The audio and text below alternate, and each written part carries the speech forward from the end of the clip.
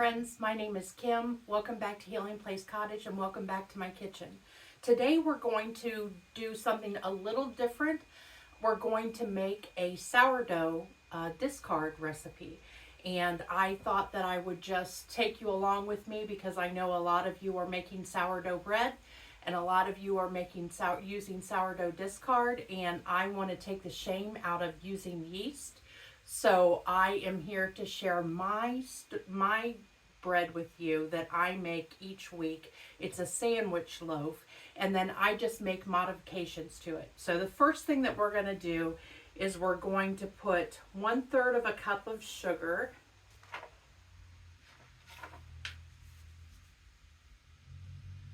in our mixer.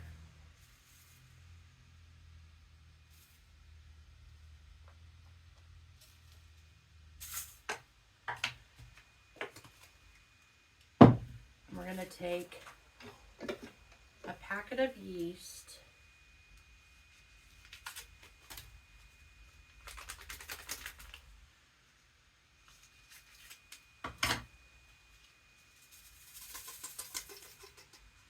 and we're going to add 1 cup of warm water to that. So let me get the warm water. Okay, we're going to add our warm water. And we're going to mix that up. I use a silicone spatula or a whisk just because I've been told that you want to stay away from using metal, but I'm using a metal bowl, so I don't know that it really matters if I use a metal whisk, but that's what I'm doing. So we want to get that good and mixed up. And then we're going to let it sit for 5 minutes, and I think it's called blooming. So that yeast is going to bloom, and it's going to foam up a little and bubble up a little, and we'll come back in 5 minutes and see what that looks like. In the meantime, this recipe for me, I have tried various different things. So the 1 week I tried powdered onion powder and Mexican cheese blend. I put about a cup of a Mexican cheese blend, and then just a goodly amount of onion powder. That was delicious. The next week I did it with Asiago cheese, so I took a cup of Asiago cheese and I used minced onion, so dried minced onion, and that was delicious. So this week we're going to try poblano pepper and cheddar cheese. So I'm going to just cut up my poblano peppers as finely as I can get them.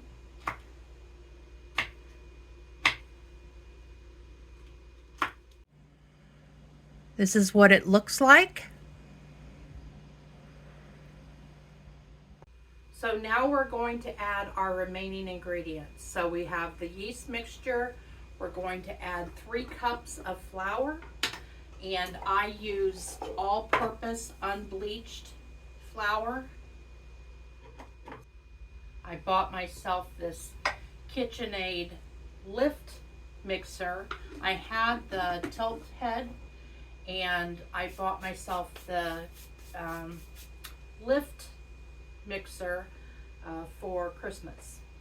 So this is the first time I'm trying it. Last week I used my old tilt head, and I'm going to clean that up, and I'm going to sell that on Facebook Marketplace. So pay for this a little bit. This is a KitchenAid Professional. I think it's a 6-quart, 575 watts. And I got this directly on the KitchenAid website. They had quite a sale. I think it was $175 off at Christmas time with free shipping. All right, so we've added our flour. We're going to add 1 teaspoon of salt.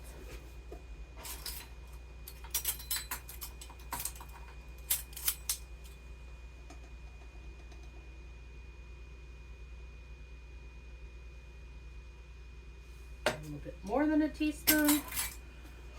And 1/3 of a cup of sourdough discard. I took this out of the refrigerator. I take this out of the refrigerator every Thursday night. Looks like it's about 1/3 of a cup. And then I feed it the next morning. And then typically Friday night is when I make my bread, but I wanted to video, so I waited until this morning. And now this discard will, or this sourdough starter will go back in the fridge for another week. And 2 tablespoons of oil.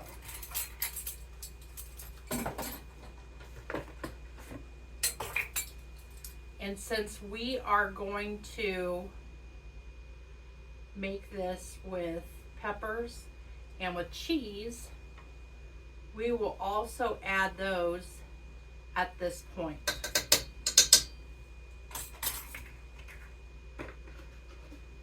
And I just use canola oil. You can use whatever your preference is on oil. And let me go ahead and put these peppers in.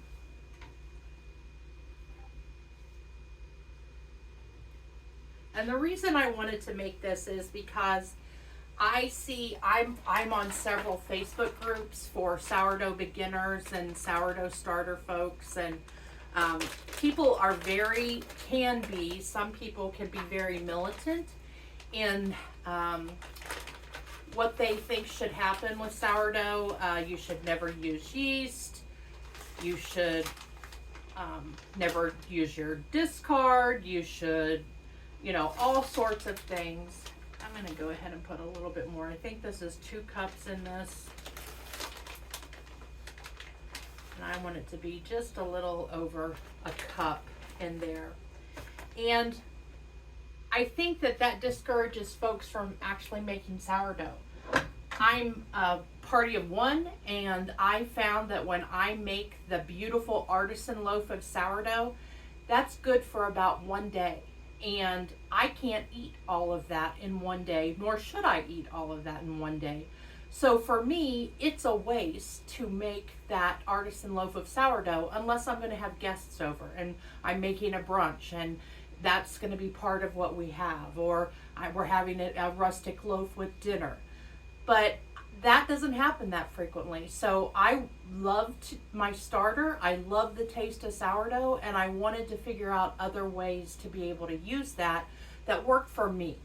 And using this discard, this is just a super simple loaf. You can make it plain, and as I've said, you can add embellishments to it and just play with it, and it becomes less intimidating, and that's why I wanted to share it. So what we're going to do now is we've got all of our ingredients in here, and we're going to mix this for 10 minutes and knead it for 10 minutes. It does all of the work for you. So when I took the label off of my dough hook, it said to not use it on higher than 2. So I'm going to go ahead and put this on 2. And then we're going to let this go for 10 minutes.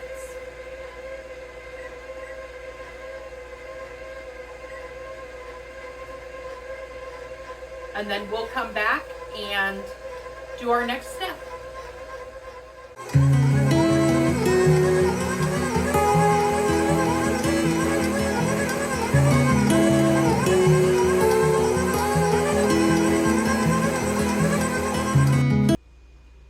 Okay, it's been 10 minutes.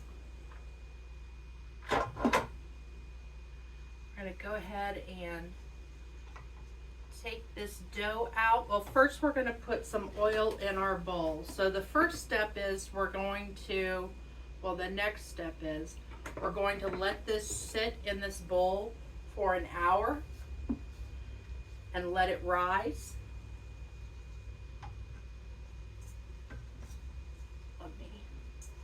It's a sticky dough because of the cheese. It's less sticky when you don't put cheese in it. So sometimes, I haven't figured out the secret to this bowl yet, but sometimes I put flour on my hands. Last week was very sticky with the Asiago. I think I used a full cup and a half of Asiago, and I should have only used a cup.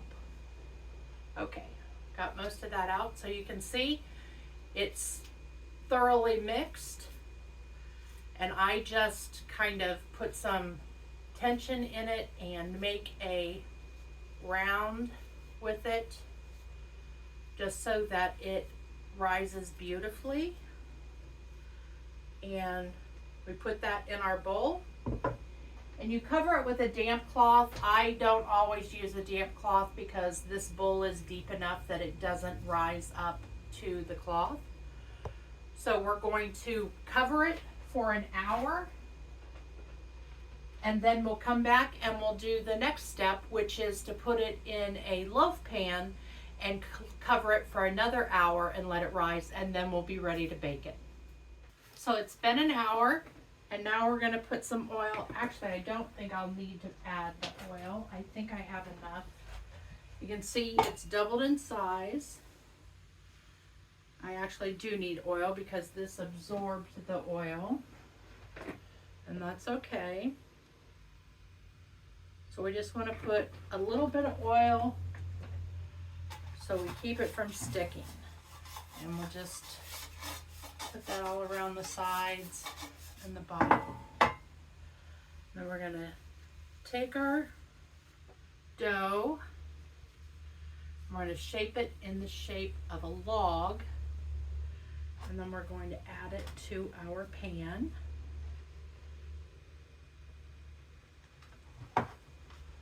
And then this is going to sit for another hour and double in size. And you want to cover it. And what I do is I keep my oven on. That helps to ensure that it doubles in size. So we will come back in another hour. So our timer has just gone off, and as you can see, it has doubled in size. It is gorgeous, and it's time to bake it. So we will bake it at 350 degrees for 30 minutes.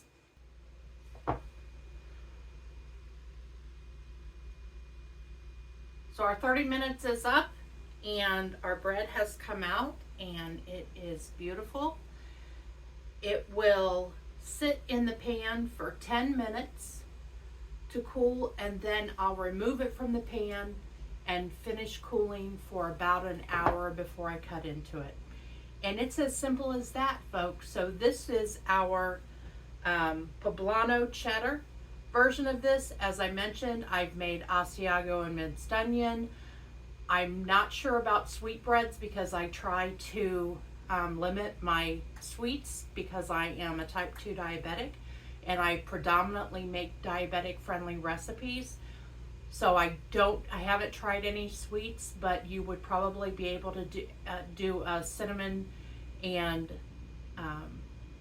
raisin as well, mixing those ingredients in, I'm sure. So I hope that you enjoyed this recipe. Go ahead and give it a like.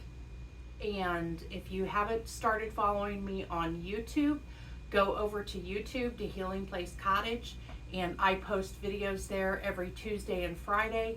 Oftentimes they're longer than what I can put on TikTok, and they're always diabetic friendly, often low carb, and oftentimes gluten free. Thank you, everybody, and I look forward to cooking with you again soon. Take care.